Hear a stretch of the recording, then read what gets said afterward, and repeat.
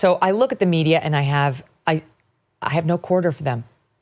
I do think they're very much part of the problem. And it's why on the Jimmy Kimmel thing, I have no tears to shed for him, even if the FCC were involved. Which again, they made a threat. They didn't actually get involved. They didn't actually pull somebody's license or send a letter saying, give me all the justifications or I'm going to pull your license under the following couple of provisions. And believe me, I spent the weekend looking up what authority, if any, the FCC has if it wanted to actually pull the license of ABC. And we'll get to that a little later this week. But it's why I can't work up any tears over what's happening to him, because the media, they control everything. They control all the messaging, all the messaging. What would life have been like? Would Charlie have lived? Would Trump not have gotten shot if we didn't have a media that was constantly telling us that they both are fascists, that they both are Nazis, how divisive they both are?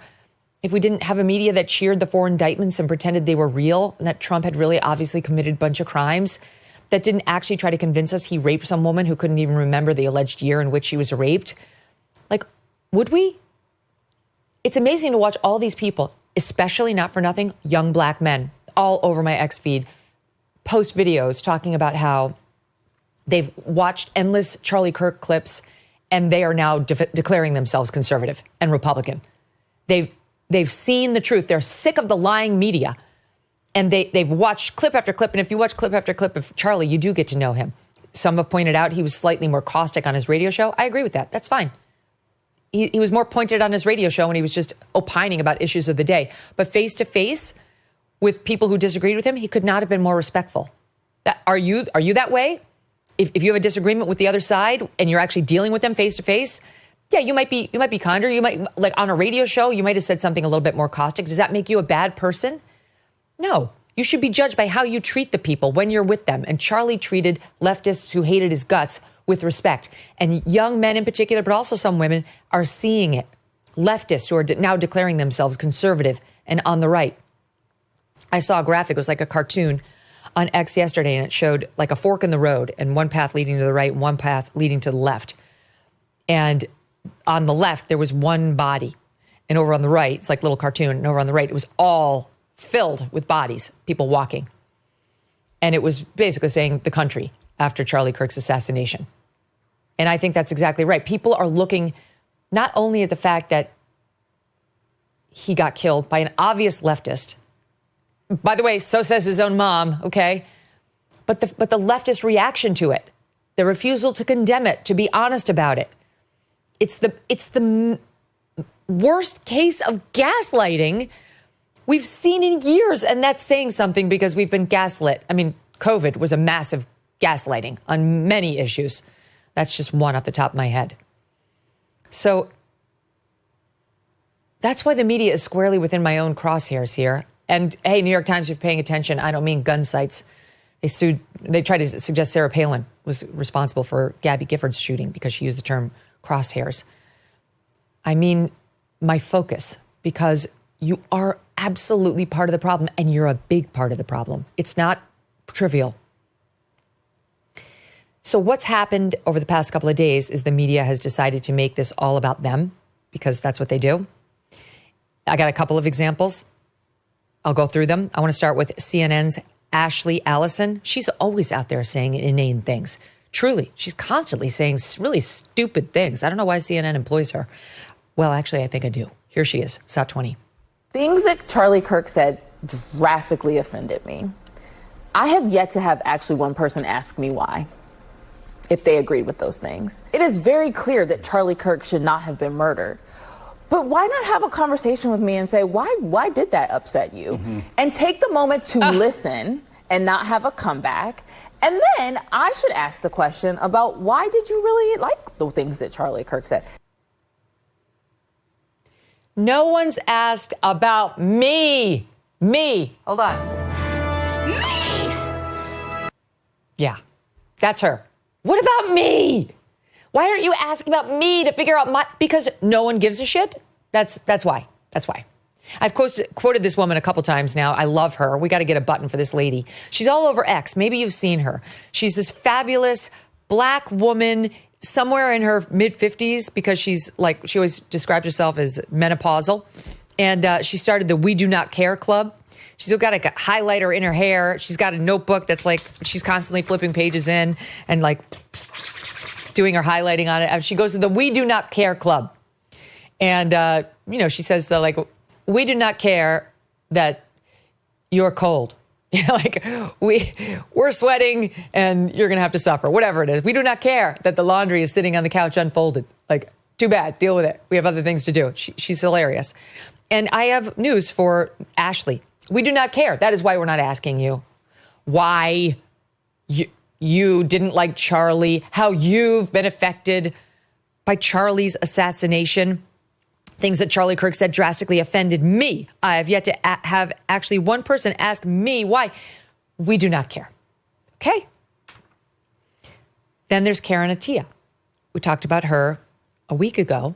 She wrote for the Washington Post. She was a columnist there and for the New York Times before that. She is the one who, like, literally, he was either on 10/7 or on 10/8, tweeted out, retweeted, or liked a tweet that read, "This is what decolonization looks like." We had 1,200 dead Israelis. We had elderly people dead. We had babies and children dead and taken hostage. We had young women raped and taken hostage. And she said, I like that tweet. This is what decolonization looks like. And the Washington Post kept employing her. It's the left. It's her side that constantly uses that term dehumanize, dehumanization. You've dehumanized me. I like... Do you remember that one time back on Fox when I said Santa's white? I actually had some young black woman come up to me and say, I felt dehumanized. Madam, that's your problem, not mine. If you can let some random comment about Santa by a Fox News anchor make you feel less than human, that's a you problem. And honestly, like, that side that's so worried about dehumanization had no problem with Karen Attiah, the Washington Post columnist, looking at dead babies and saying, this is what decolonization looks like. Yeah, right on. They did not fire her. She kept her job. But she lost it in the wake of Charlie's assassination because she got, she got out there and she tweeted a couple things, posted on Blue Sky. What am I saying? She wouldn't tweet anything, because she's not on X anymore. Here's what she said. Refusing to tear my clothes and smear ashes on my face in performative mourning for a white man that espoused violence is not the same as violence. And then she tweeted, part of what keeps America so violent is the insistence that people perform care, empty goodness, and absolution for white men who espouse hatred and violence. She's pissed because she felt like people were insisting that she act like she cared about a white man who espoused hatred and violence who got murdered on camera in front of her eyes. There is a level of inhumanity in this person that should be totally intolerable for any employer.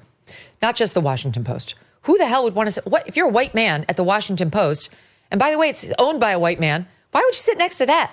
She's a lunatic. No one should employ her. Who would? Why would you? Like maybe the UN will hire Karen Attiah. That seems like a good place for her to land. But this is insane, this person. So she goes on with Jim Acosta and gives an interview, and listen to what's on her mind about the whole thing. Stop 21. And I just wonder if you could lay out your thoughts on where you are right now and maybe explain a little bit what happened, because you were pushed out essentially for what you said about Charlie Kirk. Yeah, and well, thank you so much. I think you were actually the first one to reach out. Oh, wow. It actually, I'm still processing, but it's actually been, I have not been able to land a one-on-one on a major network. No. You're the first Substack one. I went on with Don Lemon. You guys have been the only ones seemingly brave enough to oh my Lord. have me on. So I also just want to say thank you. You have no idea how much this means to me. And I think it's just sadly a sign of the times for mainstream media, not just in this moment and the culture of fear, I think, but also where the truth tellers are finding themselves having to go. Okay, my head is hurting. He's the only one brave enough to put. I have the answer that you're looking for, Karen. The reason no one has asked you for an interview is because really no one gives a shit about your story. Literally, the only reason I raised your story is because I outed you for liking that tweet right after 10/7. So you've become a bit of a storyline on this show for your inhumanity. And this is just more proof of it. That's why you're here. The reason only Jim Acosta and Don Lemon will talk to you is because you're a nobody. No one knows who you are. You behaved like a terrible person. And finally, it caught up with you. And we're thrilled. It's justice. And even your mainstream media colleagues have absolutely no time for your terrible behavior. That's how irrelevant you've rendered yourself. So congrats. Good luck in obscurity. Hope you enjoy Substack. When inflation jumps, when you hear the national debt is over $37 trillion, do you ever think maybe now would be a good time to buy some gold? Well, it would be. Whether as a hedge against inflation, peace of mind during global instability, or just for sensible diversification, Birch Gold Group believes every American should own physical gold. So they created something special. And through September 30th, if you're a first-time gold buyer, Birch Gold is going to offer you a rebate of up to $10,000 in free metals on qualifying purchases. To claim eligibility and start the process, request an info kit just right now.